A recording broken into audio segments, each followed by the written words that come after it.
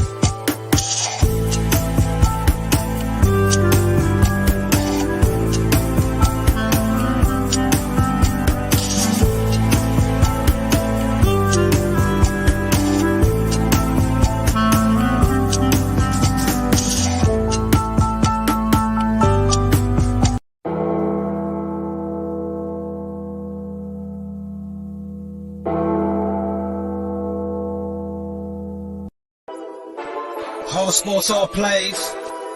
Yeah. All sports, all plays.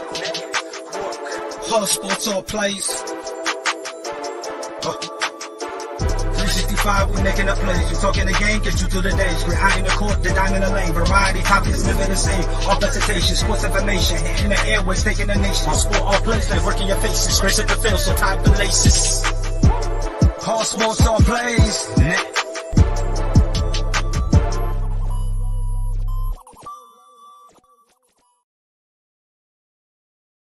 Welcome, ladies and gentlemen. Welcome to the Jags Nation. I am Ray Cruz. I am your host of Jags Nation tonight.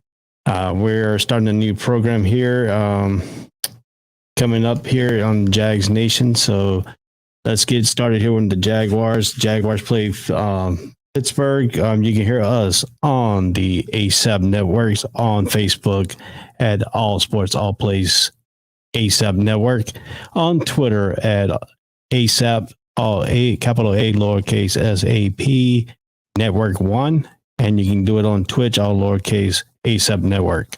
So that's and the YouTube channel at the All Sports All Place Network with the exclamation point. That's how you can search on us for that. So we'll be coming to you live on Wednesdays from 7 till 8 o'clock. And then on Sundays, we'll do the recap at 9:30 till 11 o'clock today. So that's when you can catch the show here. This is this is episode 1 of the Jaguars Nation. This is all about the Jacksonville Jaguars. I got the schedule strolling down at the bottom there. It tells you the time, the date, and stuff like that going on. So you can look at that for the schedule going through. So let's get started here. We went to Pittsburgh came to us here last night, and we lost on lost the field goal. The last second field goal went wide to the right, and that's the one thing I want to talk about real quick here. We need actually get a new kicker. We need to find a kicker that can actually kick. We never had any problems with kickers. Lambeau, last year, Lambeau had some injuries and stuff like that, so they got rid of him and the Urban Meyer situation. So now it started a little bit of a downfall on our kicking expertise now. So let's see if we can get some kickers come in here and actually can kick the football. I mean, the guy had a leg on him, but he was not accurate. He was wide, way wide. Pressure part got to him. I know it's preseason and stuff like that. So, got some good highlights we're going to show here that I took actually from the game itself last night from my seat. So I got a pretty good seat. I'm a season ticket holder. Been a season ticket holder since I moved down here in 2010. I became one in 2011. So I had about almost a 12-year run here at Jacksonville. So I'm starting here, getting a little bit familiar with the team and stuff like that. So we're getting it all started here in Jacksonville land here. And I am live from Jacksonville, Florida itself. So this is a good insight here. We're going to try. I've been reaching out to the Jaguars, trying to see if I can get some players in and stuff like that. So they haven't answered me back yet. So I'm keep trying. I'm going to keep sending them letters and stuff like that. So hopefully we can get some interviews in the coming weeks. And I'm also trying to get some access to the copyright material. See if I can get a letter from them saying I can play their highlights and stuff like that from the NFL. So I got letters in for that too. So we're gonna move right along here. Jacksonville last night lost by 1 point to the Steelers. 15. Sorry about that. They lost to the Steelers 15-16. Once again, that wide right field goal at the end. Jaguars could have easily won the game. But I can tell you this, their Jaguar starters are looking pretty good from time. Now, the little bit of the conceptions here in Jacksonville is that, with Urban Meyer left a bad taste in Jacksonville. The way he did the team last year and stuff like that. But the field down in Jacksonville is a little bit buzzed with Doug Peterson there at the head coach. It feels more like an NFL game. Hopefully he can turn this Jaguar team around. You know, the culture of the Jaguars is not very good right now. 2017, we had a run to the Miles Jack wasn't down chance. So, you know, the chance to go to the Super Bowl, but that ended with a Tom Brady and the New England Patriots. And then now we have gone back to some consistency of losing again. And we need to try to get this culture turned around. And another thing, too, on Doug Peterson said last night on some of his things I've seen online is that we need to get better in the 2-minute drill, and we need to get better in the red zone. And last night was a prime example. We get in down into the red zone area itself and didn't come away, but we kicked a lot of field goals, and that's not going to win a lot of games in the NFL. We have to put points on the board, and we got to figure out how to do that. And hopefully Robinson will be that 1-2 punch with ETN. ETN is just showing very, very well at the running back position right now. He has been a stellar position. He's been making good yards when he's in there. And then the defense of our number one draft pick, Walker, has stood out in the last in some of these preseason games. So he could be a bright spot too in the thing. And then Muma, man, that linebacker Muma out of Wyoming, he is actually doing pretty good too. He almost had a good catch of an interception, but he was ruled out of bounds in the game. But he made a good play on the ball. So I think we had done pretty good in situations like that. And so I mean, if you look at last night's game, and the way I do my preseason things is I look at the number ones versus their number ones, and see how our number ones played against their number ones. And right now, our number ones did pretty good against the Steelers on number one. So I mean, that's got to be a little bit of a bright side for the Jacksonville Jaguars fans here in Jacksonville, is that the starters have played great, and then we lose games when our third or fourth strings come in. So I mean, that you got to tell the first string is actually playing pretty good, and I like the way they did a little mix up. I think I listened to it some of the post game show thing on XL 1010 XL, and so I mean they played. Allen looks more comfortable on the right side, but Walker didn't look comfortable on the left side. They mixed him up a little bit in there, trying to see what kind of schemes they can play with these two guys. And I think if everything looks good for Allen, I think Allen could move over to his right side. And he's more comfortable on that right side than the left side, and he's actually did pretty good on that side too. So I mean, if we look at some of the situations that came upon the defense, I mean, they did pretty good against number one. I mean, we came right out. Mitch Trubisky, he's not even though he did come out of North Carolina, he's not that type of a quarterback that he can be a pocket passer. He's better on the run. If he gets him moving out on the side and stuff like the Steelers, he's better. But the defense took care of that. The defense made him look awful. He looked awful for Pittsburgh's quarterback as a start. So you got to take a hat off on the defensive side of the ball.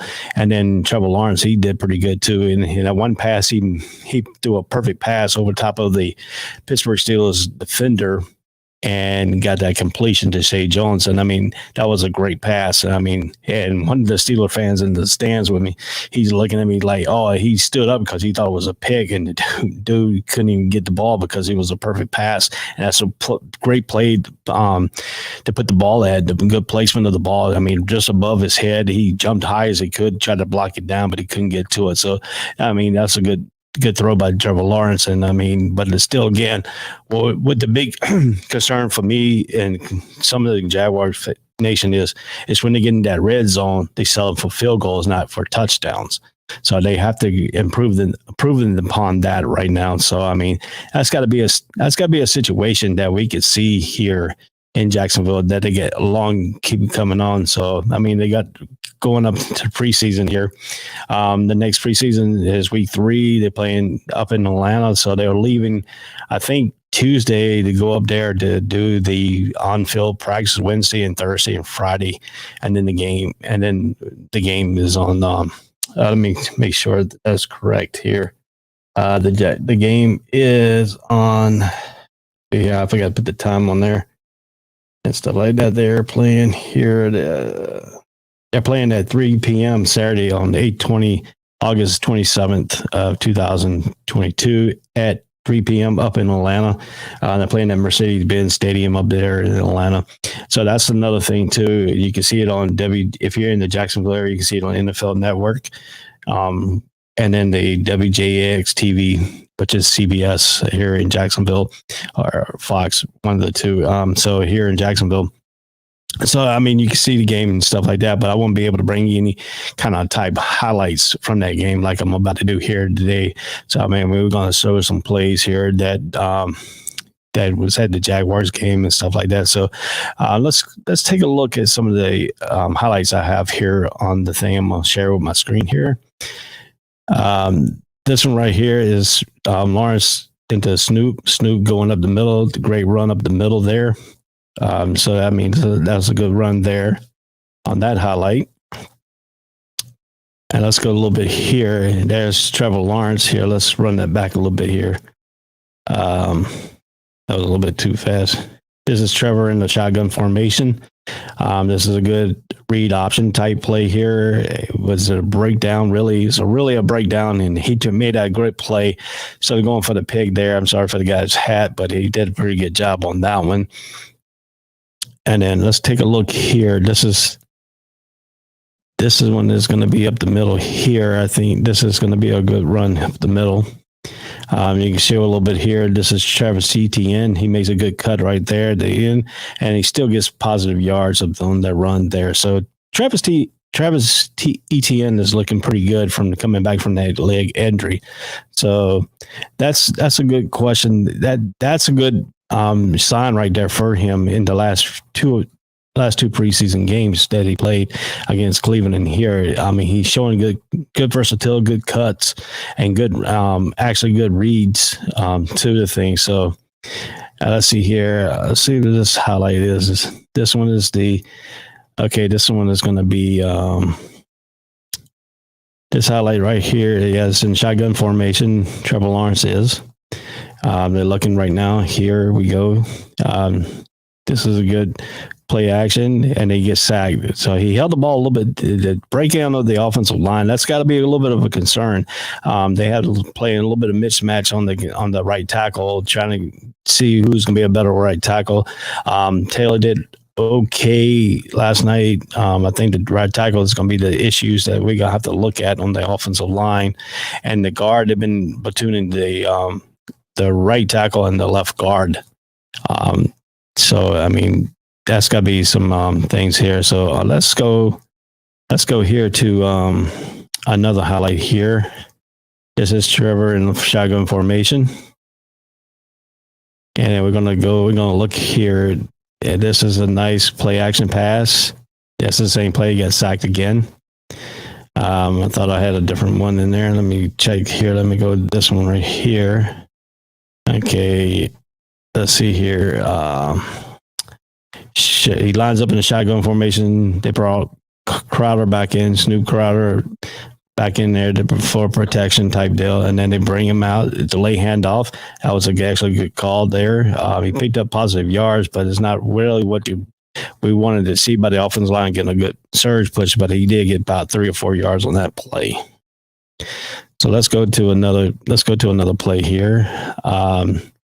This is on defense here. Steelers are lining up, shotgun formation, and then we're gonna look like chase on that, and then they get a nice sack on the play there. So let's take the banner off here. Let's take this one off here, and let's go a little bit more here. So that was a good play by the defense getting the sack there. It kind of fooled me on that play. I thought he ended it all, but he really didn't. The defense really played pretty good on that ball there. Another defensive play formation, another shotgun. And then he dumps this one out, an incomplete pass, but I made it do it wide open, and he did. And he just didn't throw the ball correctly. But the Steelers, once again, that's a nice little bit of play there by the defense because they had somebody ready to make the tackle after he did catch the ball there.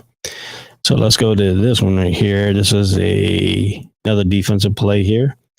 They pitch it, comes out. Good run support defense right there. That was good run support defense. kind of make him, what you want to do with the running back there was to keep him trying to guess what hole is going to open, and he didn't have one come up. The pursuit was there too to take the tackle, so that was actually pretty good on that end right there. So I got one more last highlighted. This is all in the first 2 quarters here. I picked some good plays out of there. So let's see what this highlight is here. This is going in, once again, this is going Lawrence into shotgun formation. He throws it out there a little high on that one. So, I mean, the ball is there, but the good coverage there, tight windows are in there. So that's some things that we got to look at here for the Jacksonville Jaguars. So let's take a look at some of the numbers here in this on this game here. I mean, if you look at the scoring here, Pittsburgh Jaguars led 3-0 after 1, and then it was 7-6 at halftime. Steelers lead. Jaguars got a safety in the third quarter. That was the only score in the third quarter, and it made them go up 8-7 on that safety. And then Pittsburgh scored 9 points in the fourth quarter. Jaguars scored 7 to make it 16-15. Once again, the last second field goal, and that's got to be an issue for us. That field goal kicker, I mean, tonight in this ball game was not very.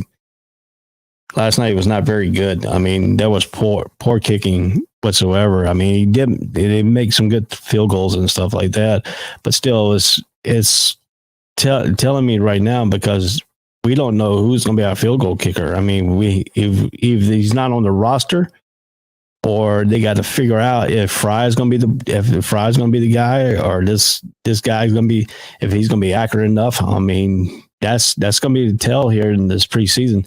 Do we go after and look for a kicker? That's going to be one question that we have to rest ourselves. So I need to figure out, the Jaguars need to figure out the kicking, the offensive line, and then we got to figure out some of the corners too, because I mean the corners got to start. We got to figure out why our corners are coming off a little bit in the style. I mean, the for starters were great, but our second string backups. I mean, they were not pressing enough, or they were just getting blown off the ball, or they just can't cover.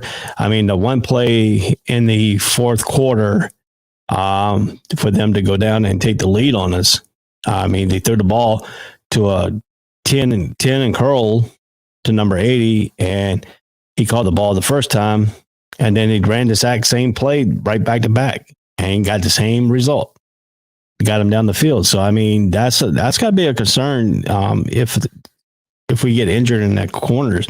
Backup corners are not really play what they need to do. So we got to figure out the corner position. The linebacker core, I think we have a solid linebacker core.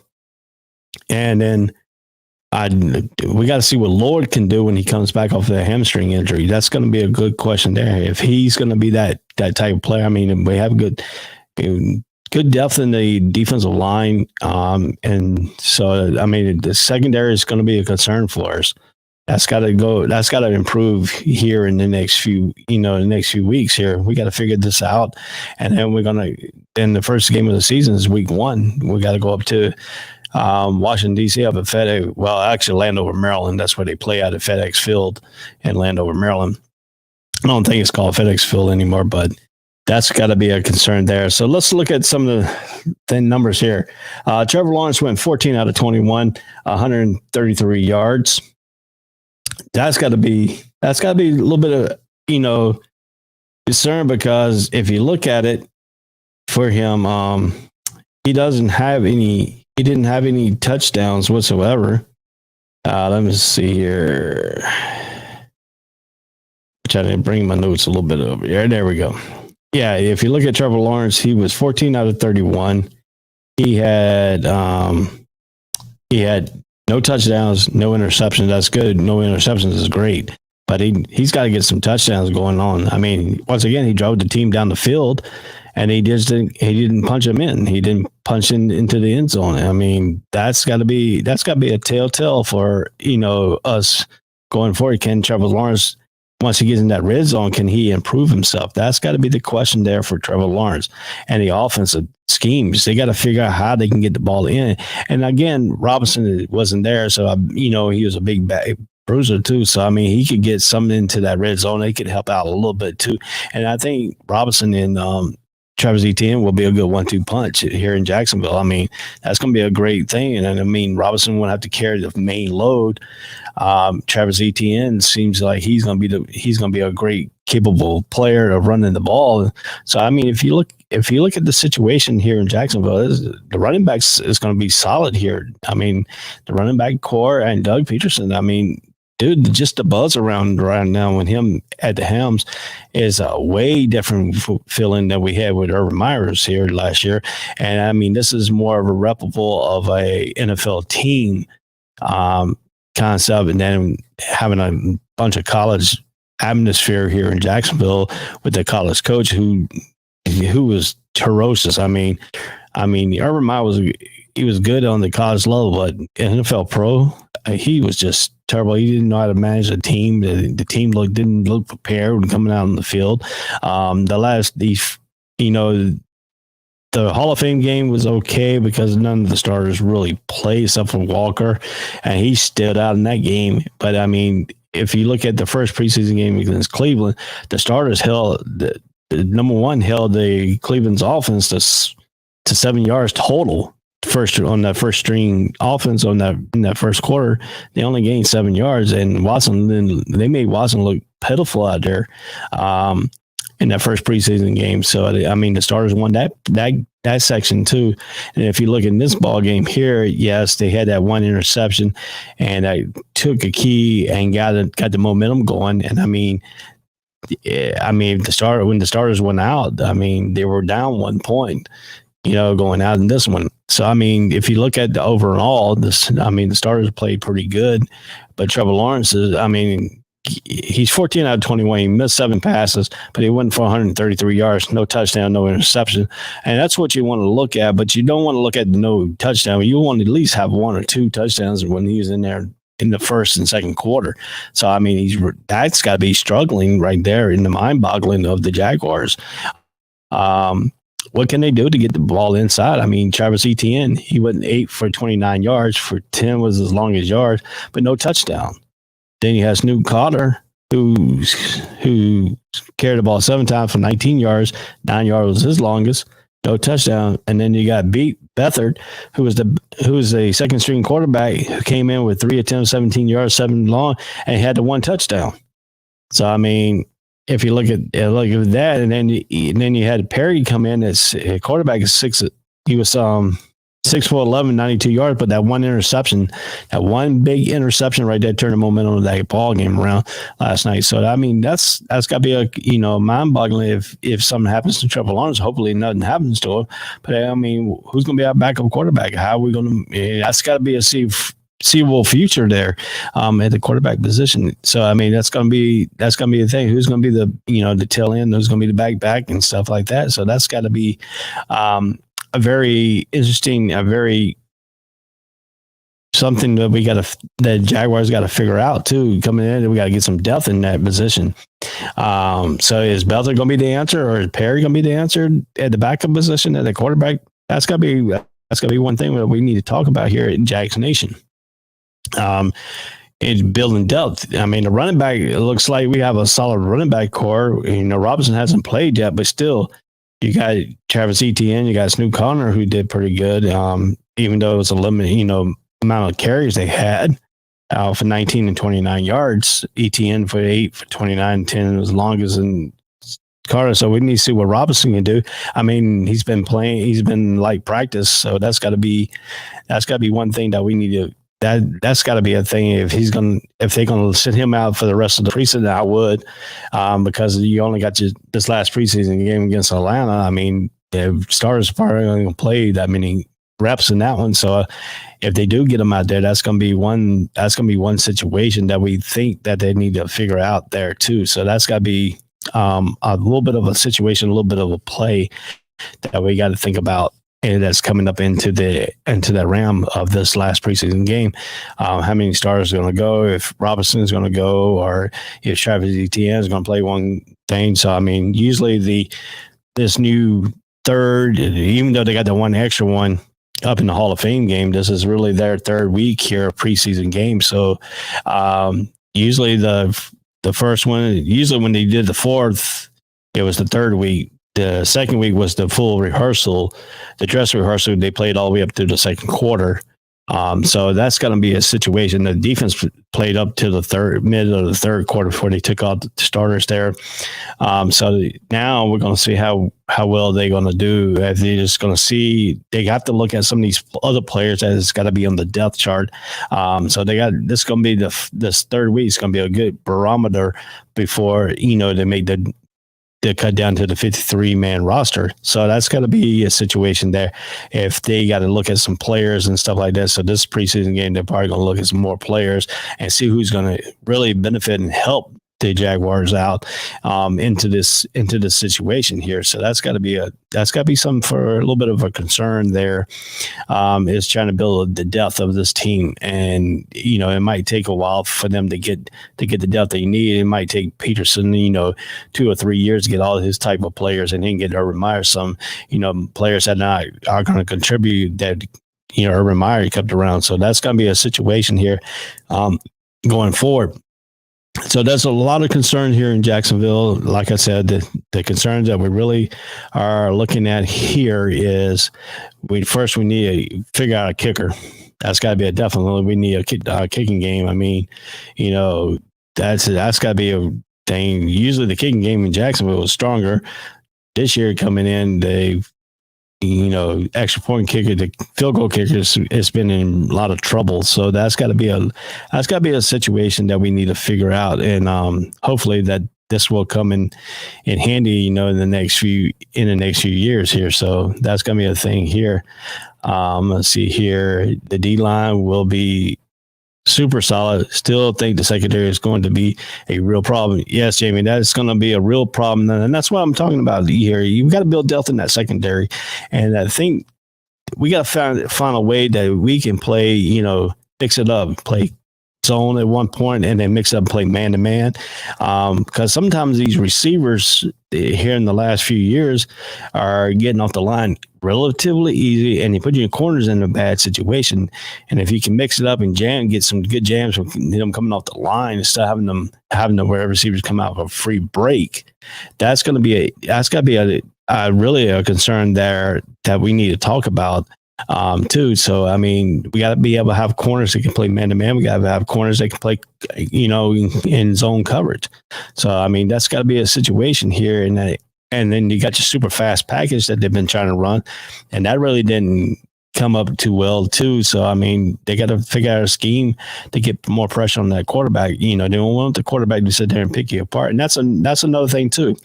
The defensive line in the linebackers got to force that quarterback to get to hurry up, and that's when you usually get your interceptions, and your corners are not on the island a long time. But if you can't get nobody no press rush and get into the quarterback face and stuff like that, the corners are going to be on there, and you can only hold. I mean, the quarterback needs to get the ball out between 3 and 4 seconds, and if you can speed that time up where he doesn't have that 3 to 4 seconds to try to pick you apart, that can lead to them throwaways, can lead for sacks, can lead for interceptions. So that's going to be another thing too. But you can't win a lot. You cannot win a lot of games just kicking field goals and coming up in possessions in the red zone like we did last night. So I mean, that we got to figure out a way how to punch it in, and then that 2-minute offense. That wasn't even up to the par yet. And Doug Peterson even came out and said that wasn't up to par, and they got to get better on that. So there's a lot of work they got to get done here in the next 2 to 3 weeks here. The first game of the season is September 11th, 9/11. So yeah, and up in the Washington D.C. area. Well, it'll actually be Landover, Maryland. That's where they play at. They play about 25, 30 minutes outside of D.C.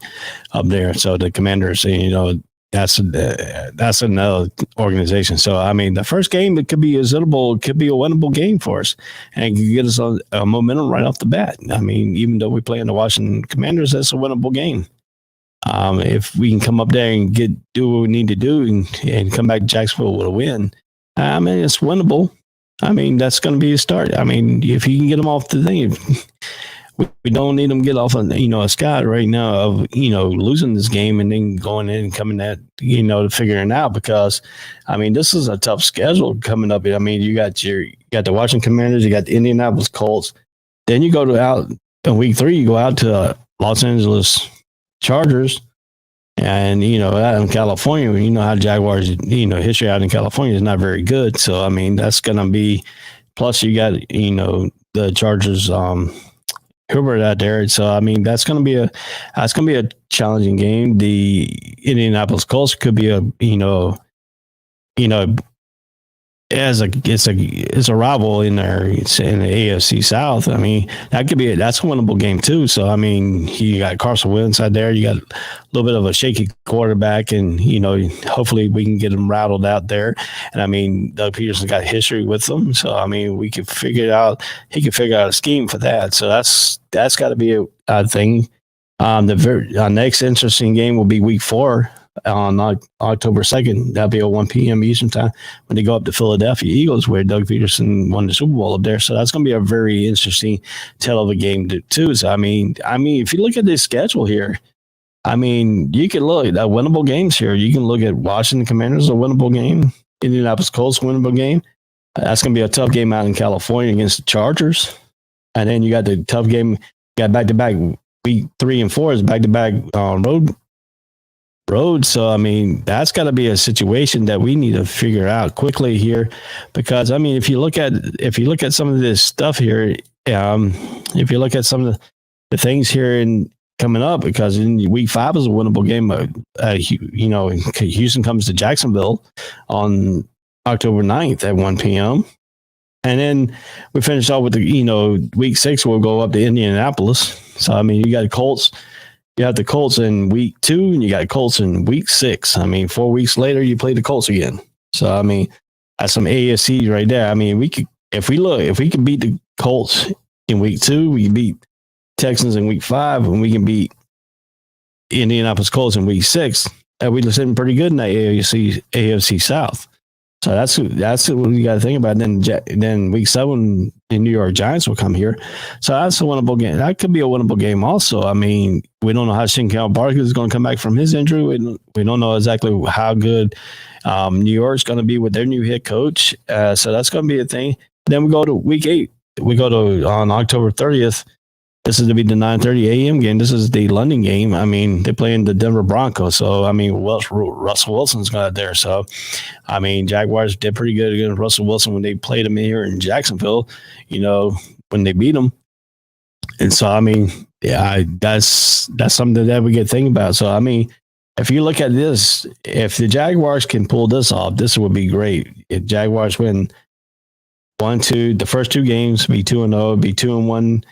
If they take the loss down in Chargers, hope not. I hope they can go 3-0. Hope they can go 4-0 here. But realistic possibility is they could be 5 and they could be 6-1. 6-1. 6-1 going into that week 7 against the Giants. Win that one, then if they somehow slacked up on the Broncos or something happens.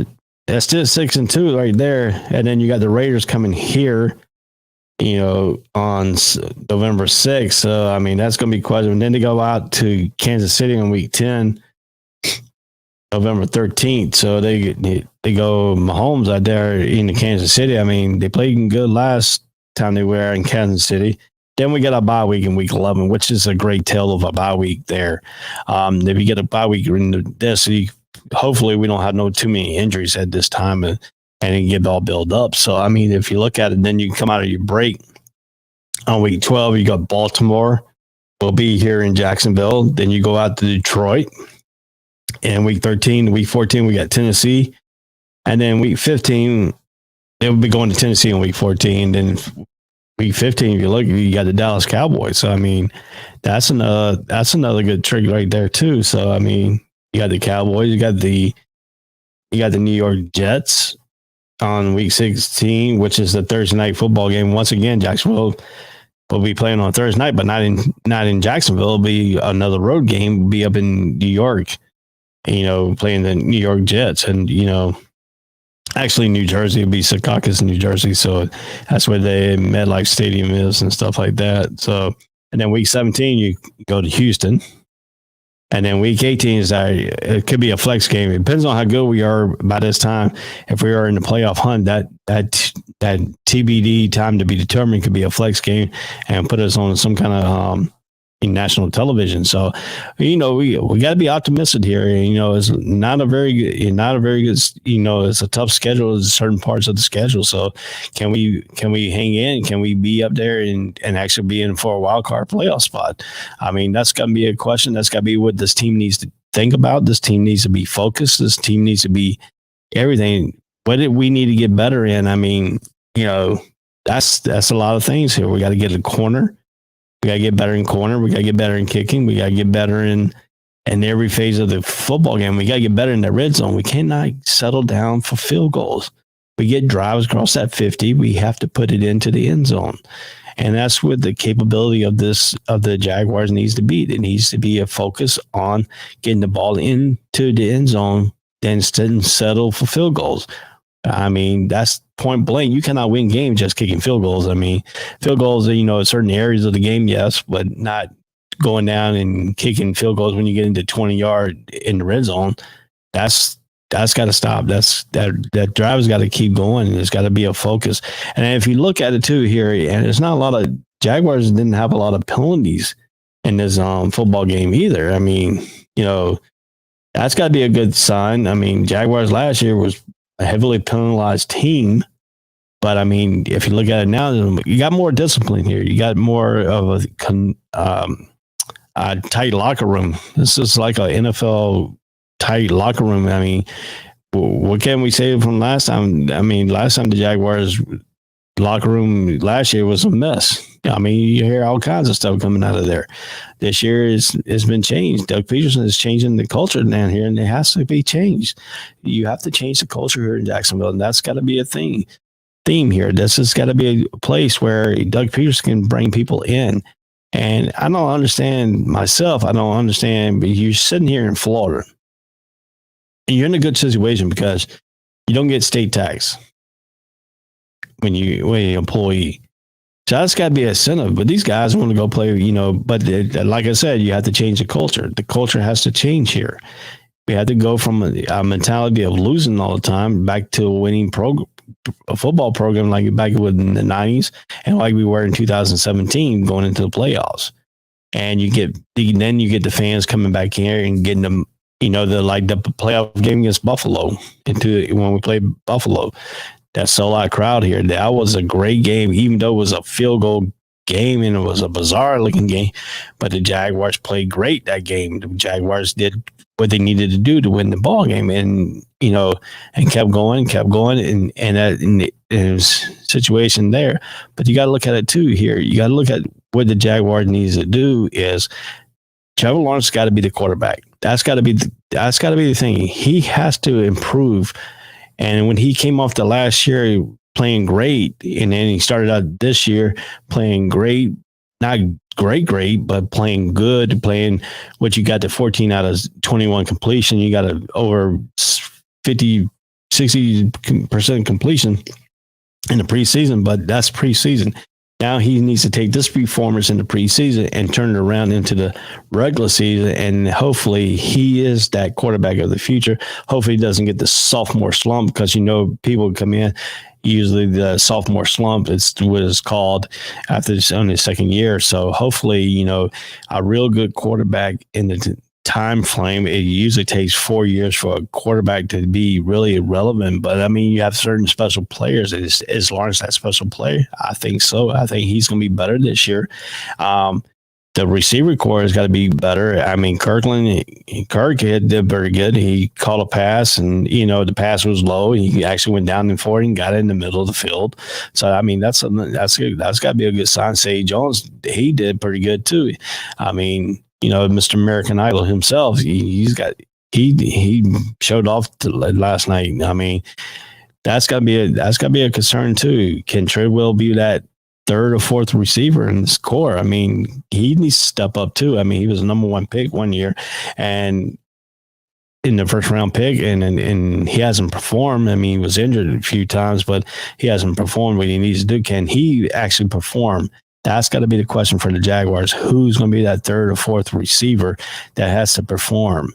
And how are they going to use ETN when Robinson comes back? That's got to be a thing too, because ETN can move around the field. He's got to get better on his catching. That's the only thing that really bothers me is him catching the ball coming out of the backfield, or if they line him up as a wide receiver, can he run a route and get the ball? That's got to be a thing, because he can utilize what they're talking about, utilizing mismatches in these ball games, and that's one key of the mismatch right there.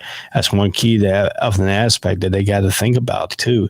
Is can they get the aspect of the core, and they got to be a great front seven, and hopefully they get the pressure, and they won't leave our corners on the island so long for the breakdown and getting completion. And another thing too, they got to improve in is they getting off the field in third down. At third down, getting off the field, it's got to be a key. 3 and outs are great. That's great chemistry. You get your defense out, and then the offense has to take what the defense does and turn it around and take those drives so the defense can rest. And last year, our defense was on the field a lot. And then you could tell they were wearing down and stuff like that. So that's got to be a thing. In the fourth quarter, we need a fresh defense. We don't need a team to be driving and trying to take us down and stuff like that. That's got to be a great thing. That's got to be a thing that the Jaguars needs to realize here. They have to get these 3 and outs and getting off the field. That's got to be a key there for Doug Peterson to look at too. Is if the defense can get them 3 and out, and then the offense takes that 3 and out and drive it down the field and score a touchdown, not a field goal, score a touchdown on these drives, because you have to maximize your drives. You have to maximize the least amount of turnovers for the team that has the least probability of winning games if they turn the ball over. Jaguar, if you turn the ball over, we don't have that chemistry right now to where we can get the ball right back. And that's got to be a key too. I mean, we had some couple of fumbles, recoveries, and, and the interceptions, stuff like that. But so we have to get the team to turn them over a little bit more than what we have in the past. That's got to be one focus too. We got to win the turnovers. We got to win the third down conversions. We got to win the red zone. And we need to have a better understanding what our corners can do and can't do, and how our front seven has to put pressure on, so to take our weakest of our corners and not maximizing their potential of not being able to keep up with the wide receiver. That's got to be something too, because if you look at the 2 or 3 plays in this ball game, if you look at it, the receiver went down, ran a 10 and out. A 10 and out. That should be, our corner should be sitting on it and ready to pick that thing off. And our corner did not do that. Our corner was playing too far off, didn't jam up the line. So they had a good the timing was there with the quarterback. When he made that turn, right, I was sitting right there. When he made that turn, the ball was right there, perfectly thrown. And our corner was about 2 or 3 yards down the field and coming back to the ball. And that's not what you got to do. And the best way that you need to figure out how to play corner position. And I coaches that I had before when I played football was your belly button doesn't lie. When you look, it's like playing basketball. If you look at the guy's midsection, the midsection is not going to tell you, it's not going to fake you out. That same thing with corners. Corners have to watch it. If you watch the midsection area, that right there, it will tell you which way he's going to go, because he can't really juke you out and stuff like that. But if you're looking at his feet, that's what things are. If you got to look at a point of the receiver for a corner, you have to figure out their tendencies. You have to watch these game films. You have to pick it out. You have to find out what they needed, what kind of moves they're going to do to try to get them open. That's what film study is for. And that's what we didn't really see last year. It was our corners and our defense watching film on these other teams because, boy, I mean, some of these plays, they were 5, 10, 15 yards off the ball. And all they did was run a 5 yard and in. And if you keep running 5 yards and in, or 5 yards, 5 and out, or 5 and curl, that right there is going to give you first downs automatically, and that's going to take you down the field. But I mean, so our corners got to learn how to jam. And that's something that they got to think about too. Is I understand some of these teams, they come in from a college program that didn't play man-to-man, only play, zone. So they have to learn to play man-to-man, the hand checking, the 5 yard. If anybody used that 5 yard jamming rule, you can jam them off the line for 5 yards, and then you got to let them go. But, I mean, if you jam them good off the line, that messes up the timing with the quarterback. So that's something you got to look at, too, for the Jags, too. We got to get pass rush going. We got to get depth. We got to get the linebacking core doing. And then I think this year we're going to be a little bit better covering the tight ends with, Muma from Wyoming. I mean, that dude is fast. That dude could cover. That dude could blitz. That dude could do a lot of stuff for us. And if he takes out a freaking tight end that keeps, hurting us too, that's going to be good because we have a faster linebacking core. And then Walker, man, that dude's been showing up on the film, the last three preseason games. So if he can continue to progress, he's got to progress a little bit more than what we thought in this process to make it go. But I mean, he's only a rookie, so he's going to probably make some rookie mistakes, but he's got to learn each week. He's got to get better each week. And you got to look at the progression here. He's going to be one of those great linebackers or defensive ends and stuff like that for the Jaguars. I mean, he can do a lot of stuff. He can be mobile. He can, pass on or pass rush. Allen's he's picking up his game a little bit too. So pass rush got to get a little, and then, size, we got to figure out who's going to be that other linebacker, who's going to be that other big man. We got to find out what Lloyd can do too. He hasn't played yet. He's been on a hamstring. So that's got to be something that we need to look at too on that. If he's going to be available. I mean, they're trying to get him back before game first week. So that's going to be a thing here too. Let's look at here with Doug Peterson said here in some of his quotes here in this thing. If there was a takeaway in this ball game, I mean, you got to look at it here too. If you look at some of the stuff that he's talking about in his press conference after the game, he said that if the takeaway for Peterson with post-game pressers on Saturday, the Jaguars by the measure played well defensively Saturday, with the first team holding the Steelers scoreless on the 5 of 6 possessions. The first team offense also moved well, driving inside the Steelers 40 on all 4 extended possession. Will forecast their first entry on the offense. But Peterson said the offense that ran at least 7 plays on his first 4 drives while managing just 2 field goals during the stretch. And this is the quote from Peterson, said, "Not good enough." And that's what we've been talking about. They're not good. It was not good enough. We didn't get to finish the drives with scores, something we need to talk about and work quite a bit with the red zone. So we're going to probably see a lot of red zone practice here because they have to get better in that red zone. They have to get better going from the 40, when they cross that 50 and get into the 40 and get to that 20 in that red zone. They got to get better because we can't settle just for field goals and think we're going to win games. Teams will put points on us, and we got to put points back too. And that's got to be touchdowns. Field goals cannot really handle the thing that we need to talk about. I mean, that's something that we got to talk about too. I mean, the kicking game goals, we got to figure out the kicking too. Let's see here.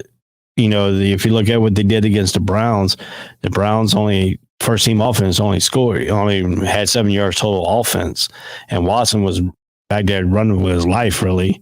And that's going to be a key too, even though it's just a preseason game. So at halftime was 7-6. I mean, this game, it wasn't a blowout.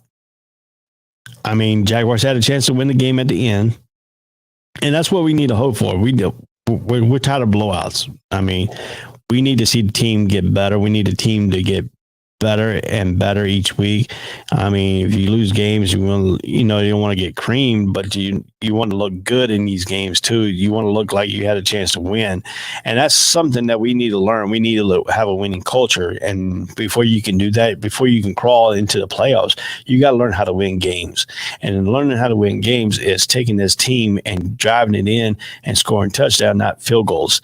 And that's something the Jaguars need to really, really think about here in the next 2 to 3 weeks, how their red zone offense is going to get better, what they need to do to get better in the red zone. We need better play of the tight end. We need better play of the wide receiver. We need, running backs getting in there. We need a lot of energy, a lot of stuff that needs to be happening in this offense. We got to utilize the tight end more. We got to utilize our receivers more. We got to utilize our running backs a little bit more in the passing game and the running game. And we got to think about, who's going to be the other one. Is basically Snell going to be one of these receivers? Is he going to have a better year this year? Is he going to make the team? That's going to be a question, because there's a lot of issues, a lot of talks around about Biscuit Snell now. The way he can be multi-used here, he could be in the backfield coming out. He's effective that way. He's effective out in the slot or the receiving area, possessions wise. Is he going to be part of this team? Is he going to take a next step up? That's got to be a question. Can he take the next step up? Let's see here. Let's see, on the kicker, Peterson had this to say that Ryan Santos, who converted field goals from 53 and 25, but missed the 51 and 57 with the 57-yarder at time expired. Obviously not good enough. We had a chance to win the game and had a chance to start the game 3-0, and it's disappointing, but I know he'll battle back this week and try to correct it. So, I mean, is Ryan Santos, is he going to be our kicker? Can he be reliable? And that's kind of strange too. Peterson said late Saturday update 2 injuries situation, saying that cornerback Shed Griffin missed Saturday game because of back tightness, and adding that this is coming out of Doug Peterson. Just don't want to push the guy like the risk for the injury. We don't need him to be injured. We need to find out what's going on with his back. So that's got to be a little bit of concern too. And the defensive tackle fully. Fiatse left Saturday's game with Peterson saying last word I got was he was okay. That's got to be a concern too there. So, I mean, you got to think. And then he went on ahead and praised the pass rusher and Dewan Smoot. Dewan's forcing a fumble and a safety. That was a good play there for Dewan Smoot. Is he going to be – he should make the team. I think he's done pretty good in the preseason. I think he should be one of the people in the rotation here. I think he could do a really good defensive lineman. Aaron Key rushed an early sack and also forced a holding penalty with a quick, strong pass rush. So, I mean, could be a duo of a dynamic pass rush. Adding that Smoot is a little different. This is straight out of the quote out of Doug Peterson's press conference. He's more of a bully type guy. He's physical and strong. Aiden is quick and stealthy and can bend. So that's a good thing on the Aaron Key. I think both of them has unique skills that obviously we can explore defensively. For us, I think they're both having a really good camp right now. So that's going to be that's a good telling tone. Now we could have a strong front seven right there in the starters and in reserve. So that's a good look right there for the Jaguars too, to have in the defensive side of the ball. They were focusing trying to run the ball here. Trevor Lawrence passed 22 yards to a wide receiver, Christian Kirk, for the first down at the Steelers 12. Rookie running back Snoop Connor rushed twice for 5 yards before Lawrence passed incomplete to wide receiver Marvin Jones Jr. in the end zone. So no 25-yard field goal cap off the drive. And once again, we finished that drive. We got all the way down to the Steelers 12. The Steelers' 12-yard line, and we settle for a field goal. What can we take? What kind of things do we need to take to get scoring at 12? If Robinson was here, could he be that X factor that could get us into the end zone? And, get us pretty much close down. And when you get 12 in the end, it's hard.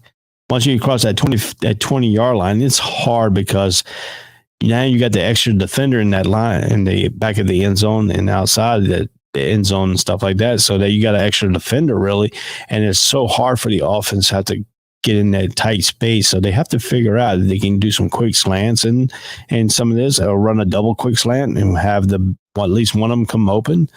Our wide receiver needs to learn how to get open. And that's going to be the next step for them. Can they prove that they can get open?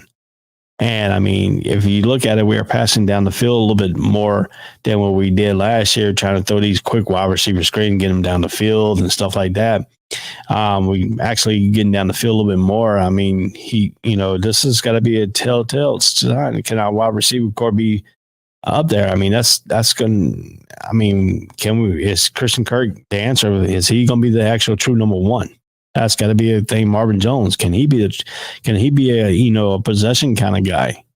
What are we going to do? Coming up, I mean, we got to look at speedsters. We got to figure out, can Christian Kirk be that speedster? Can he get down the field in the deep pass ball? We know Trevor Lawrence can throw the deep pass ball. He has to get a little bit better on that. Excuse me.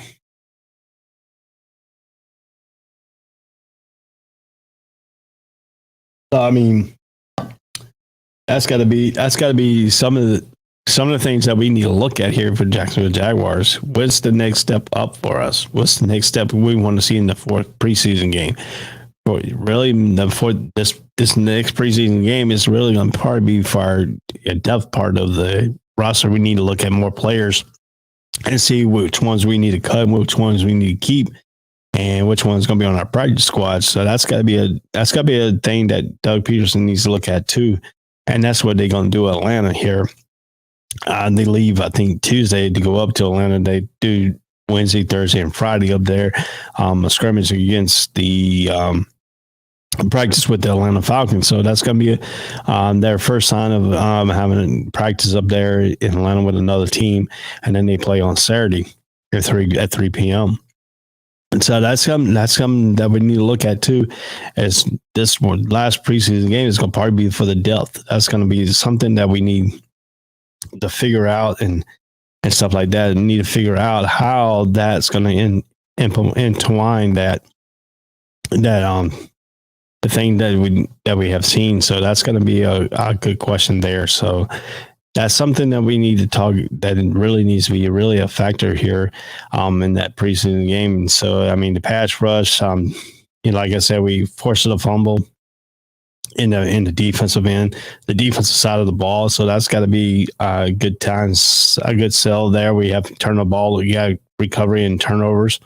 We had that one interception ourselves. So the turnover battle was 1-1 in this ball game. So, I mean, we didn't lose the turnover battle, but it was that one little turnover sparked the other team. You got them the thing. That's something that we cannot do. We cannot give momentum to the other team. If we got the momentum, we need to keep the momentum, and we can't force the ball down the field all the time and force the interception. And CJ Perry did that. He intercepted, they threw a bad pass right to the guy.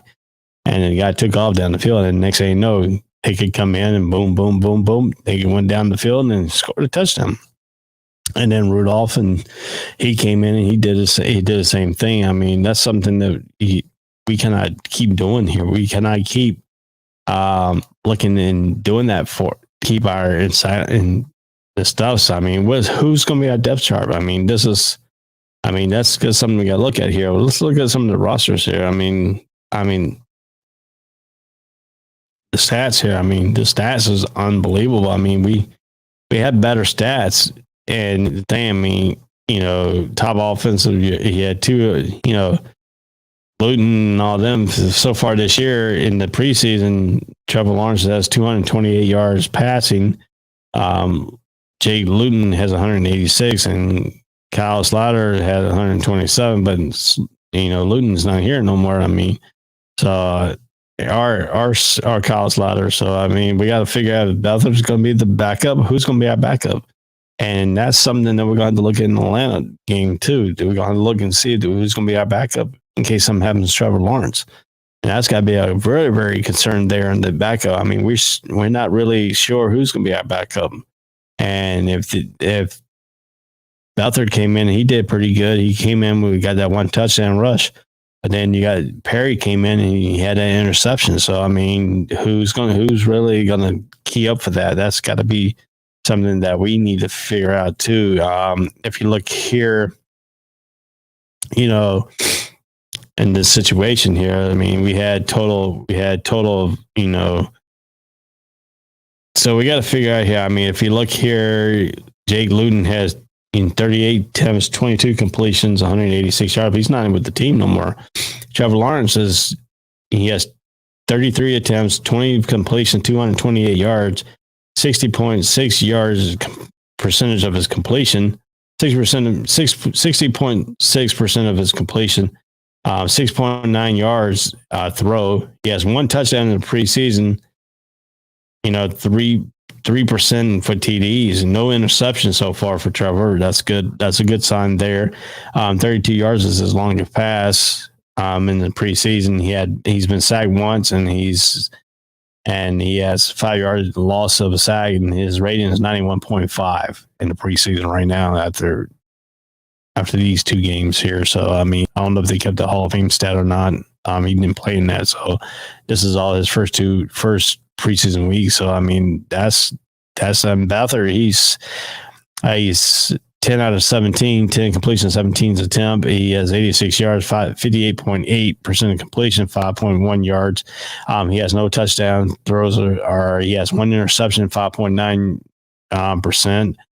His 18 was the longest, but he has been sacked once for 6 yards. So, I mean, and then you got to look at EJ Perry. He's 6'11", 92, 54.6, 88.4 yards.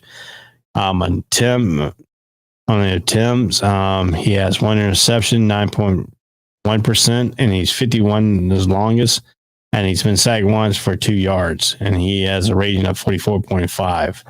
So, I mean, the best one they had so far was 13 out of 24 is Kyle Slaughter. He's 79.9% rating. Behind Trevor Lawrence is the biggest at 91.5. So, I mean, if you look at that, and then if you look at the rushing here, Snoop Connor, he's at 18 attempts or 18 carries, attempt to carry the ball 50 yards. He's 0.28 yards per carry. His longest 9, no touchdowns. And Travis Etienne's only attempted 17 times, rushing the ball 52 yards, 3.1 yards attempt, and 12 yards is as long as no touchdowns. And then Magadi's Sargent, he had 13 attempts, 39 yards, and 3 yards attempt, carry per attempt, and 11 is his longest, no touchdowns. The only one out of the whole Russian that has a touchdown is Beathard. I mean, we got to figure out a running back situation, how we can get him into the end zone. And that's got to be a key. I mean, you got him down at the 12-yard line. You should be at least running the ball a little bit and trying to get in a little bit into the end zone instead of we settle for field goals. And that's got to stop. I mean, you can't win ball games just settling for field goals. I mean, if you look at the receiving core, Tim Jones had 11 attempts for 116 yards, 10.6 so far, 51 yards, no touchdowns. Luke Farrell, five receptions, 61 yards, 12.2 yards per reception, 27 is as long as no touchdowns.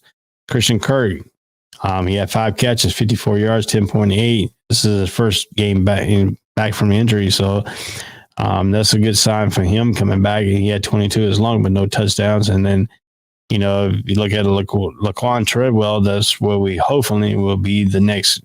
Hopefully he'll step up this year. He's only had 4 receptions, 37 yards, 9.2 yards per reception, and he had 19 yards the longest. So, I mean, that's got to be a situation that we need to really, really think about too. So, I mean, if you look at these situations here, and if you look at this stuff here, I mean, that's something that we need to figure out here for Jaguars.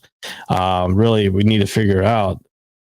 We need to really figure out, you know, what the Jaguars need to do and stuff like that. So that's got to be a good thing that we have seen in the first 2 preseason games. I won't consider the Hall of Fame game because since our starters were too many of our stars really didn't play that game. So I mean, they played good. I mean, you know, they really didn't. If you look at some of the stuff there in that game, I mean, that's got to be a situation that we, you know, looking at this, I mean, if you look at scoring drives here for Jacksonville in this ball game against Pittsburgh, third quarter, they was their 53-yard field goal. It was 10, 30 at 5:57 mark. The second quarter touchdown. Brian Sneal for 11 yards from Kenny Pickett. He scored a touchdown. Pickett came in that second quarter to give him a little bit of a lift, So, I mean, and then we kicked the field goal. Rosario 25 yards, So, I mean, made 2 for 2 there. Third quarter, and really nobody had, I mean, we only scored from the safety, a penalty on Matt Rudolph and forced an end zone for a safety because he threw the ball away. It was intentional ground. That guy was about 15, 16 yards, probably about 20 yards away from the ball where he threw the ball at out of bounds, and he was still in the pocket. So that became a safety, and that's Smoot got that.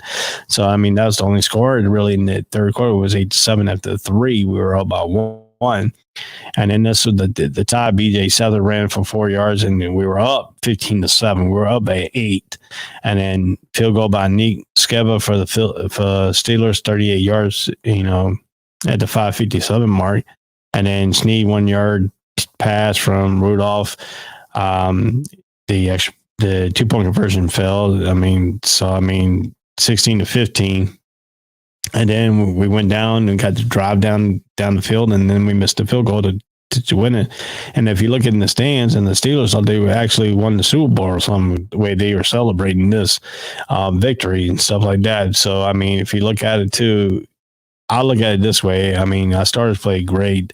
Their number one quarterback really didn't do anything. So, I mean, if you look at some of that, if you want to look at that as a win for us, I mean, as something we can look at it and some of the things that's coming up in the thing that we need to start building on. We need to start building on this stuff here. And I mean, if you look at Mitch Trubisky, he started the game, he was 5 for 8 for 60 yards, no interception, no touchdowns.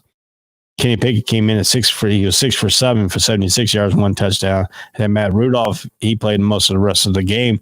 He was 17 out of 21 at 127 yards and 1 touchdown. So, I mean, two backup quarterbacks in this thing came out and outdid that number one starter, which was Mitch Trubisky in this ball game. So I think that quarterback position is still up in Pittsburgh. So our quarterback is pretty much settled here with Trevor Lawrence. He's our future. He needs to start picking it up a little bit here, and hopefully this team and the offensive coordinator can figure out how to get us into the end zone. And I don't know about y'all, but I know for me, I'm just tired of seeing them kicking field goals and stuff like that. So, Mike Hughes says, go Jags. How do you think Trevor and Travis Clemson connection needs to be moved in this offense? Mike, on that question there, I can tell you a couple things here that needs to be done here. Trevor is a very consistent passer. He can get the ball down the field. Now, with Travis Etienne and the connections, they can be familiar with each other. But the thing is, with Travis Etienne, he has to get better hands. And some of the things that they need to do with him is try to move him around out of the backfield, put him in motion, put him in the slot a little bit. Try to use his speed. Try to get him in mismatches. And Trevor could get that in certain areas in this field. If they can get him on a linebacker and, you get that mismatch there, that's got to be one thing. And then another thing is Travis Etienne, if he gets better hands and stuff like that, I think he can be a threat. Rushing and stuff like that. I mean, he did pretty good. He did pretty good last night. And the one thing that really I was looking at coming back from his injury, it's his footwork. His footwork is outstanding. I mean, he set the runs up. He cut back. He did a great job. He set them up perfectly, and he had to cut back for 5 or 6 yards up the field. That one play, that looked like he was lost by 3 or 4 yards in the backfield. He turned that into a 2 or 3 yard gain on the initial contact. So he's getting a little bit stronger too. So, I mean, I think Travis will be okay. I think when Robinson comes back and have the 1-2 punch, that's going to be that made Travis go out a little bit more and can play a little bit more of a mismatch type deal. And that's the one thing that we got to think about too. And then another key for me is Ingram. If Ingram can stay healthy at tight end, he can be a mismatch too for us. And that's something that the Jaguars really hasn't had in a while, is a tight end who can be a mismatch. And I mean, he can be a mismatch if he can stay healthy. And that's going to be a key for that. If he can stay healthy, how good is Ingram? And then he gives Jaguar another weapon. So that's something that they need to figure out. And I think down in the end zone, I think you can have Robertson and him on the field together, do some kind of plays to where they can get into the end zone. And that's something we got to figure out, is what kind of plays that we can run and how we can set them up and get mismatches down in that red zone. That's got to be a key too. So, I mean, to me, I think the Clemson connections are the familiar with each other and what they need to do and what they could perform. If they can get over half of what they did at Clemson, and they could do it here in the NFL, that will be huge for Jacksonville. That would be really huge. I mean, to me, I think when they picked Travis Etienne last year, I think it was a steal. And I mean, to me, I think they got a player where they need, but the only thing is he got injured. So, I mean, this is really going to be his really rookie year here, too. So, I mean, he got healthy over the time. He learned the playbooks. It's a different playbook now. Better. Hopefully, we get a better line play. That's got to be a key too on this. We have a little bit of not a good line play. We got to get the line play. We got to get it all shored up on the right side. I mean, Cam Robinson, he's a good left tackle. And so you get that. So we got to get the guard on the left side certified. We got the guard on the right side certified. But we got to get the right tackle. We got to figure out who's going to be that right tackle. Will it be the guy from Wisconsin that we picked in the draft last year? I mean, is he going to come around and to go up against Taylor? I mean, can he put pressure on Taylor and Taylor performs? I mean, that's going to be a key down that right tackle. I mean, that right tackle is a key that we need to get the offensive line settled. We don't need to get pressure. I mean, they did pretty good. He only got sacked once last night, and that was a breakdown really quick by the offensive line. I mean, it wasn't the corner that's holding them up. I mean, he didn't have time to look. I mean, as soon as he stepped back there, he was already under pressure. And TJY, TJY is good as it is.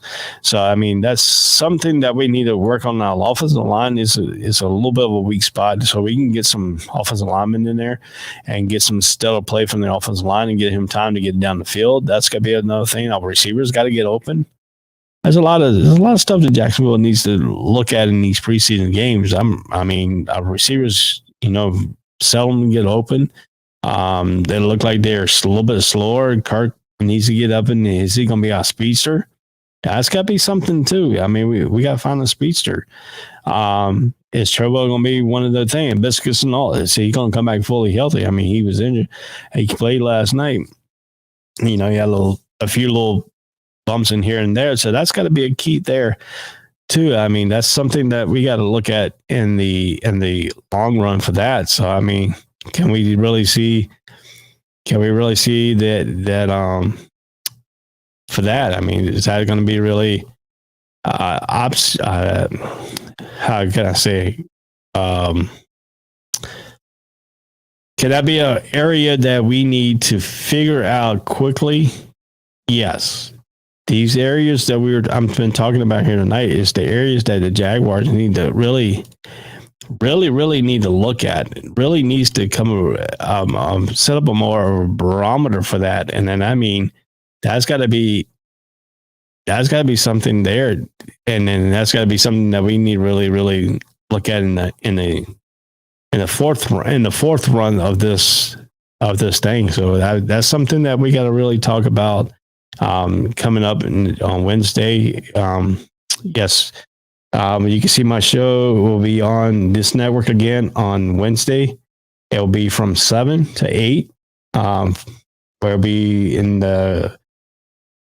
We'll be coming in to be the first show of the evening on the All Sports All Place Network. So that's when we're going to be focusing in on Atlanta. Sunday shows is going to be the recap of the of the games and stuff like that. So that's where we have to really have a like a fifth or sixth quarter, if you want to call it, here in Jacksonville, where we can get some fans and hopefully we get some more comments from people and, share this out to your friends and stuff here in Jacksonville if you're a Jaguar fan, and get more people, and we can get more people involved, and we can have a whole conversation here and stuff like that.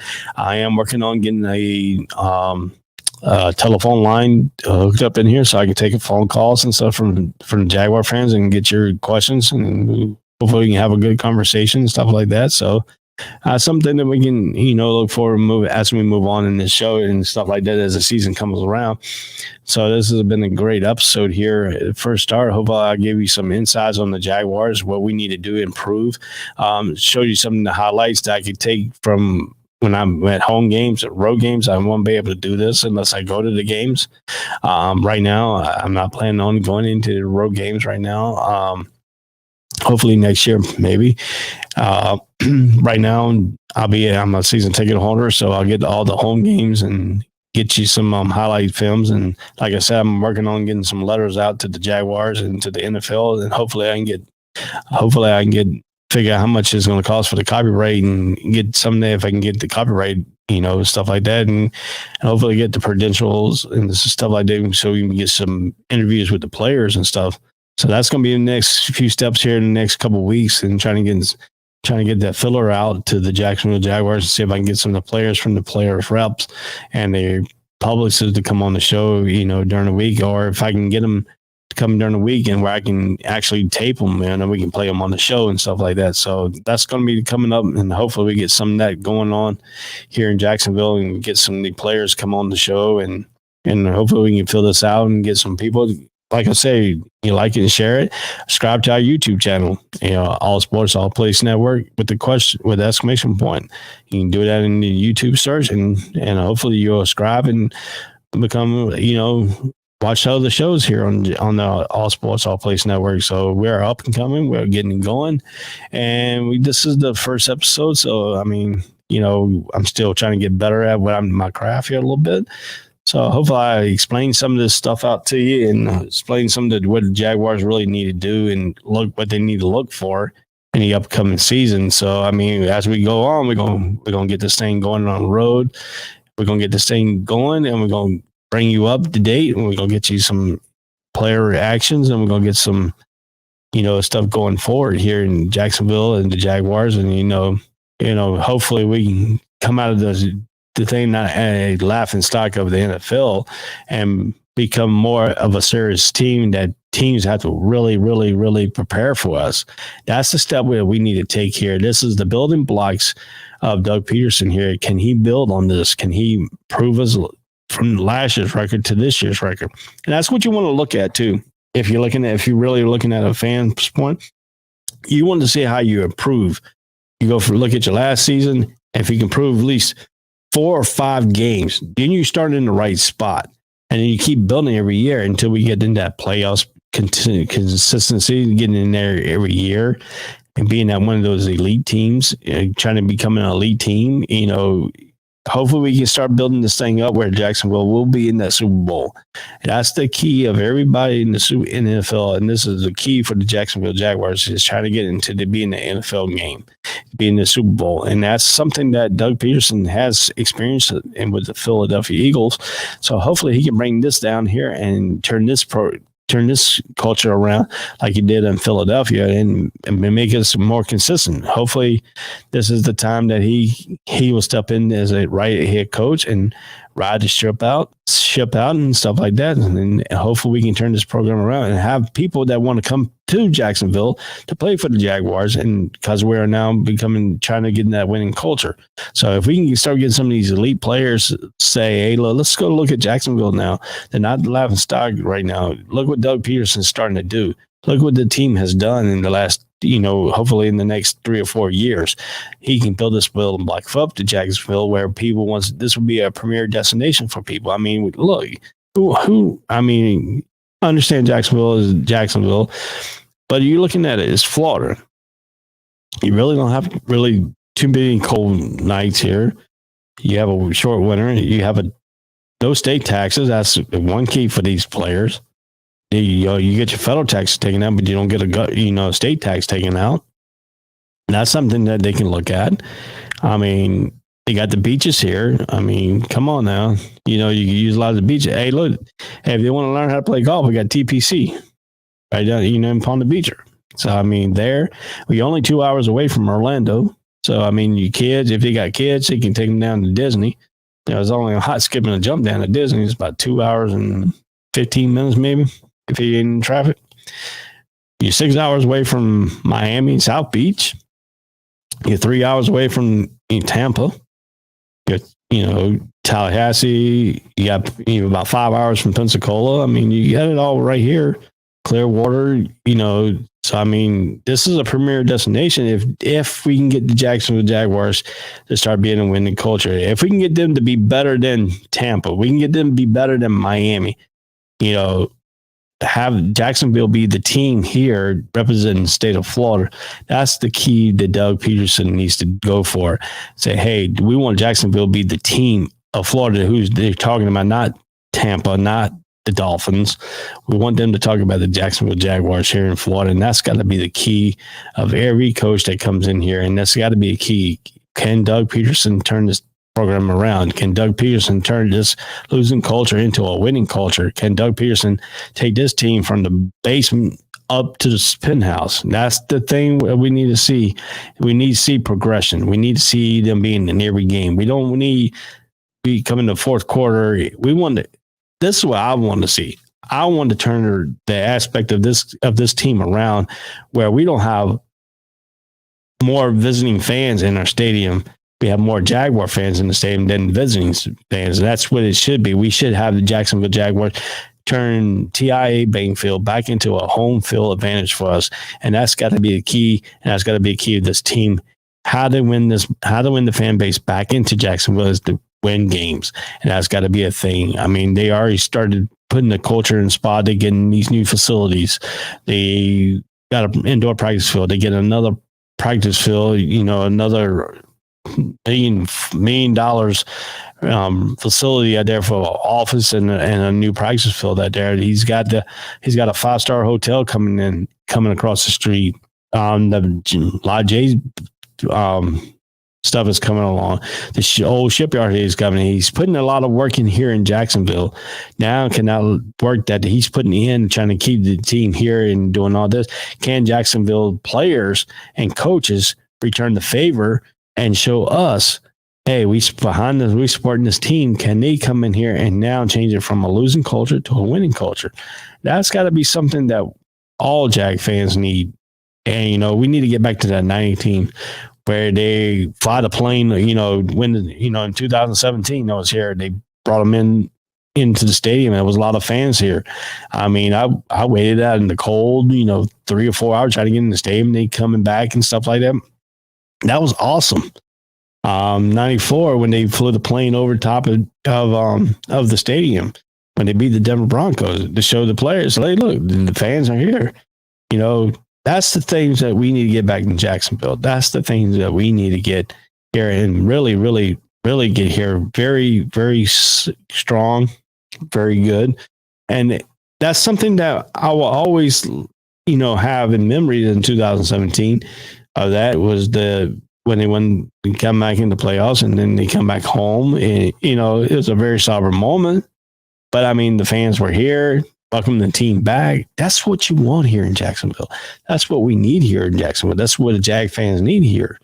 If we get the fans back in the stadium, the Jaguars fans outnumber the visiting team fans, this will be a great atmosphere. Look at the Buffalo game.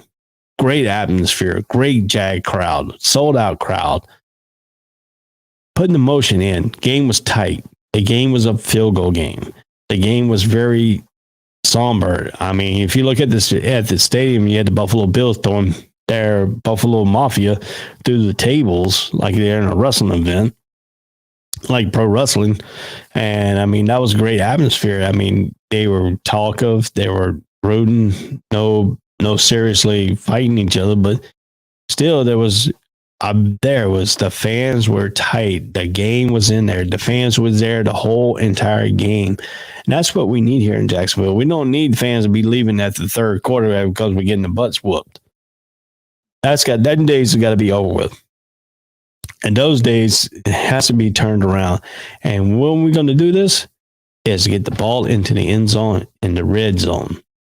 When the team gets in the red zone, we score touchdowns, not field goals. But it's drives I can understand the drives get stalled outside of 30, 35. We can keep field goal. But when you're in the 20 on in, that's red zone. That's got to be touchdown. We got to have more touchdowns than field goals in the red zone.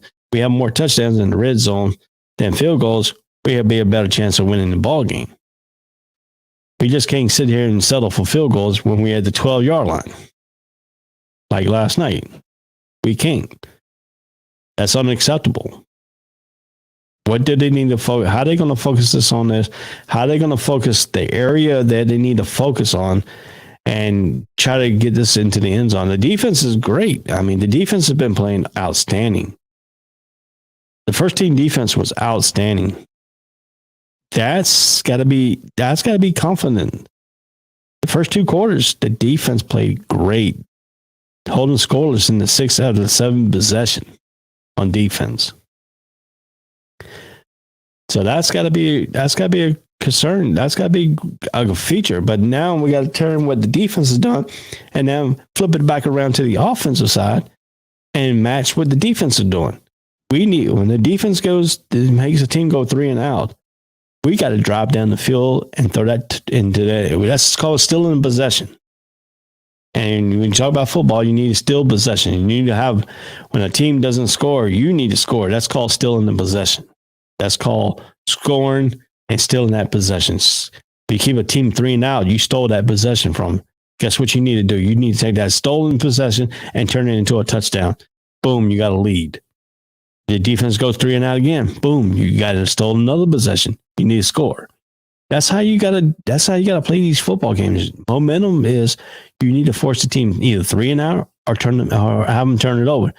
The object of the game is to keep them out of the end zone. Now, if you can score, if you score touchdowns and they kicking field goals, that's great because you have a better chance of winning the ball game. See, Jacksonville got to come out here and you got to think of the thing too is we can't turn the ball over. We have no margin of errors of turning the football over. We turn the football over. That's a bad juju because we're not a team right now. We're not a team right now that can cover from turning the ball over and the other team scoring. We're not that team. Not yet. Great football teams have a better chance of recovering from their mistakes. But when you're the Jacksonville Jaguars, you cannot make the mistakes. You got to finish the drives off with touchdowns when you're in the red zone. Point blank. Point blank is if you're in the red zone, you need to score more touchdowns than field goal in that percentage. Because if you score more touchdowns, you have a better chance of winning the football game.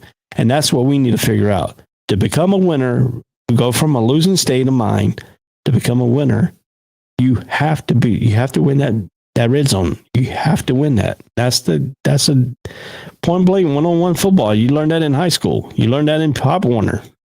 The offense will be the issue. Front office also needs to work on the offensive line too. You already had a good running back. Why draft another one? That is true.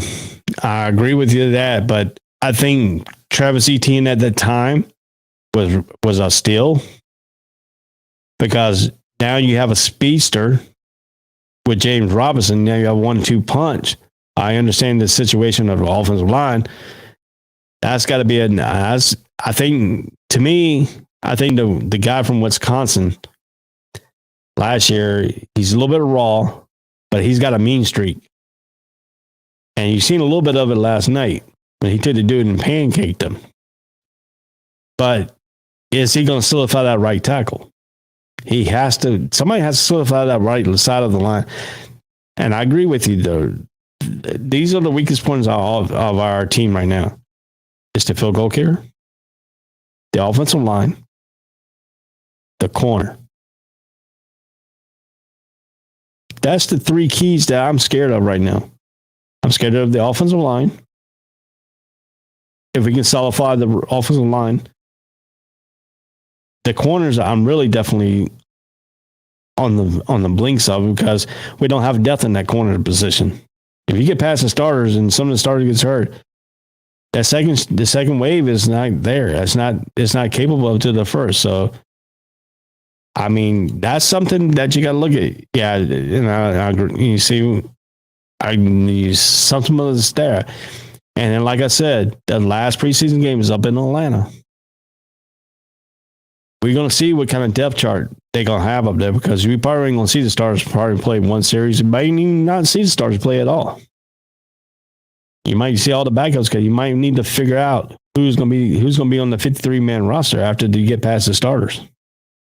After you get past 22 people, 22, 11 on the offense, 11 on the defense. Then you got to figure out you got 22 more positions, you got 42 more positions you got to figure out. You got to figure out who's going to play the special teams portion, who's going to be your field goal kicker. The punter's already set. I mean, Cook is a good punter. We need to figure out who's going to be a place kicker. We need to figure out who's going to be in the depth chart of that corner. These are the keys that right now that I've been focused on the preseason and off season is the offensive line needs to be shored up. The field goal kicking needs to be. We need to figure out who's going to be that. Is he on the roster, or are we going to have to go out and find one? I've seen some people in the Jaguar groups are saying bring back Lambeau. I mean, to me, I don't know who's going to be our field goal kicker. That's got to be something that we need to address. If we're going to end up kicking field goals more than we are going to score touchdowns, the way this preseason is looking right now, offensive lines need to be shored up. I think we can get that. I think out of all of the weakness group, I think the offensive line could be shored up if they get the right combination and if they get the depth. And that's what we're going to look at here in this last preseason game too. If they can shore up that offensive line, I think we'd be all right in that portion. But the other thing too is the wide receiving core. I mean, can Kirk be that wide receiver that we need? Yeah, I did too. I like the fact that we went out and tried to get a wide receiver, but is Kirk the number one wide receiver? And that's going to be a little bit of tell because he was injured in most of the spring training. So he came out last night. He showed off. He caught the ball pretty good to me, especially on one play that he got almost off the turf and almost got ramsacked. Hanging on to the ball. I mean, he's not scared to go down the middle. That's something you want to look at the wide receiver too. Is the wide receiver not scared to go down there and try to get the ball down the middle? That's something that we had in the past that people didn't want to go out in the middle because they got laid out most of the time. So now we need to figure out how we can get mismatches. And I think Ingram is going to be that tight end that we need. But the question is, can he stay healthy? I mean, he's been injury prone his career, so can he stay healthy and stuff like that? That's going to be the thing that he will have the chance to be the number one, but he won't be a Hopkins shadow anymore. True, that is true. He will not be in Hopkins' shadow, but it's going to be a little bit more pressure on him here too. I mean, he has to perform. You give him all that money. That money shows people look at that money and say, hey, you pay him for this money. Is he performing? Is he performing for that money? He might got the money. How sometimes these NFL players like to lack off. You can't lack off in Jacksonville. You have to play. The money that we're paying you, you have to play. You have to show out. You have to show everything that you need to show out. But, we got to get the show wrapped up here tonight. It's we've already been on for over an hour and a half. This has been a good talk, good comment, good flow over here for the Some of the people there are rushing in here, so no, you got to come out and show up. That's right. That's here in Jacksonville. You have to come out and show up. You have to. I mean, I'm tired of going. I sit on the visiting tie. I'll tell you exactly where I said that. I said maybe 4 rows from the visiting team bench in the club section. There's more road team where I sit at than Jaguar fans. And that has to stop. I'm tired of seeing these. I'm tired of sitting beside. Sometimes I have the other team fans sitting beside me, all laughing and stuff. I'm getting tired of that. I mean, we need to start winning. As we win, we get more people. We get more people signing up for season tickets. We get more people coming into the stadium. We get less visiting teams coming in. So, I mean, that's something that we got to look at here, too, and stuff like that. So, once again, yeah, tickets when you're losing. Oh, yeah, they're cheap. You can go to Third Market and probably find one for $15 here in Jacksonville. You know, I tell you like it is. I'm a Jaguar fan. You know, and I tell you, I look at the Third Market. I tell you, this is how you know your team is doing good. You go look at one of these, like New England. Their nosebleed section up there is probably about $150 to $200. You come to Jacksonville, get a nosebleed section, you're only paying $15, $11. You know, some people are selling the club section I'm sitting in. They sell it for like $80. And that ticket's $225. That's how much that ticket costs. About $225. Where I sit at. So I pay about $300. I'll tell you, I roughly pay about $360. I paid $329 for 6 months for my season tickets. Over $2,000. Plus the $25, plus the $250, you know, security that you got to have for that club section. So, yeah. So you got to figure. I've been paying it for 11 years. 11 years. 2017 was that winning season, and we got robbed of New England because Miles Jackson wasn't down. That should have been a touchdown. We should have won, and we should have gone on to the Super Bowl. But it was what it is. What it is. You got to move on. Jacksonville needs to move on. Jacksonville needs to become a winning program. It needs to become a winning NFL team. Fans here in Jacksonville are getting fed up with the thing. Is Doug Peterson going to be the right coach? I mean, it feels different down there right now. The atmosphere feels different from what it was a year ago or 2 years ago. A year ago and 2 years ago. The atmosphere is feeling totally different down here in Jacksonville. You got fans showing up. You got fans being there. You got fans being in the game. A preseason game last night, the fans were in it. The fans were in it. Jacksonville fans were in this game. All the way up to that wide right. Way wide right on the field goal kick. So, I mean, that's something that Jacksonville, we need to turn the losing culture around. I mean, preseason is not really what we need. We need to take the preseason seriously to a point where we can get backups and get depth charts. Right now in Jacksonville is so thin at corner, so thin at the offensive line. The defensive line is going to be a good one. We need to find out what Lloyd's going to look like. I mean, is his hamstring going to be okay? You know, with hamstring injuries, that's something that we need to figure out here too.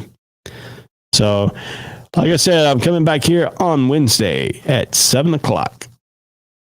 7 o'clock to 8 o'clock. We'll be talking about the Atlanta Falcon game and what the Jacksonville Jaguars need to go. And I'll look up some stuff here and tell you what Doug Peterson said on his weekly pressers. So that's going to be a thing. So they can linger. I had a couple of them. And they lingered all year long in high school. I mean, I'm not playing NFL level, but, you know, played high school level and tight, you know, hamstrings. And they affect you in different ways too. So, I mean, that's the thing. Yeah. Julio Jones can be the test of that.